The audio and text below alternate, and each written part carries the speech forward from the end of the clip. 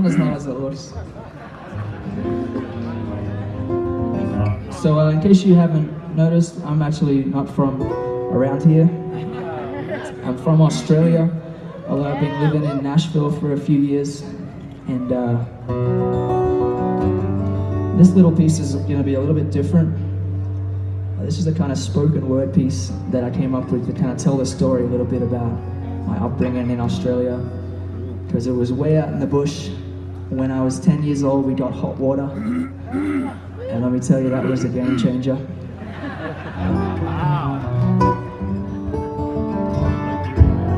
There's a little town of about 200 people according to Google, although I'd be very surprised if there's that many. Probably my family. It's called Temagog.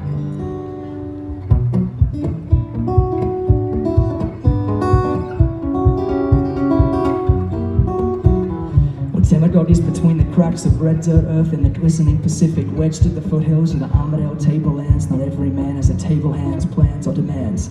A peaceful place, yet one of hardships. 91 I was born, raised on the Willy Willy Road, a 1.5 lane track at the time, dirt of course.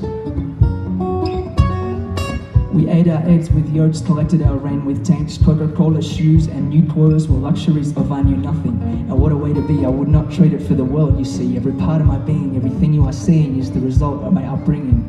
And every song that I'm singing comes from the healing, the reeling, the feeling of those flat acres. Those limestone, apple gum, bunya pine lands, and that recipe for a naked flame. Newspaper kindling and fallen wood, collected by the two strong hands of my father.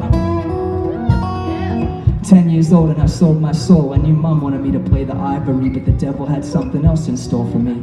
It was all I thought about, playing the etudes of Clapton, Cooter, and a healthy blend of the hillbilly hybrid, back porch revival, Australiana rhythm and booze that seeped out of the jam room every time my parents had a rehearsal or jam sesh. It made quite the impression on a young Joseph. Wow. I turned 16 and started smoking, not cigarettes of course, but that 6-string cigar box.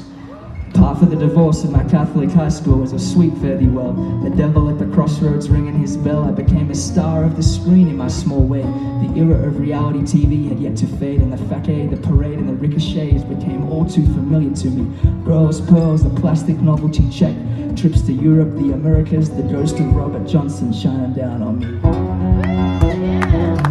Turned 18 and moved to Tennessee. I did not know much of Johnny Cash and company, but I soon became immersed in the craft of writing tunes, playing songs, and the American drive, the striving, the thriving, and the energy to which I was drawn like a heifer to the lick. Trios with the drums and bass, my preferred ensemble, the rumble and the thwack I had always loved, but the fact was, as a soloist, was with what I had connected the dots. A loner, not a stoner, a dreamer, not a screamer, a believer that life is short and art is long. It was 2016, I discovered some truths. I was hungry once, and through a lens of Zen, I once again became 10, that same kid a meter tall, carrying my 6-string on the bus. It was all to me, and so once again became. So I'm back for more, the 4 a.m., 14-hour day, 100-hour week, constant striving for a thoughtful meaning between these frets. And I won't rest but to take a breath. I don't know what is next, but I know what is left. The limitless oceanic set of possibilities open to every one of you and me. And though a lowly surf from the Temagog plains, here I am in Copper Mountain. You better!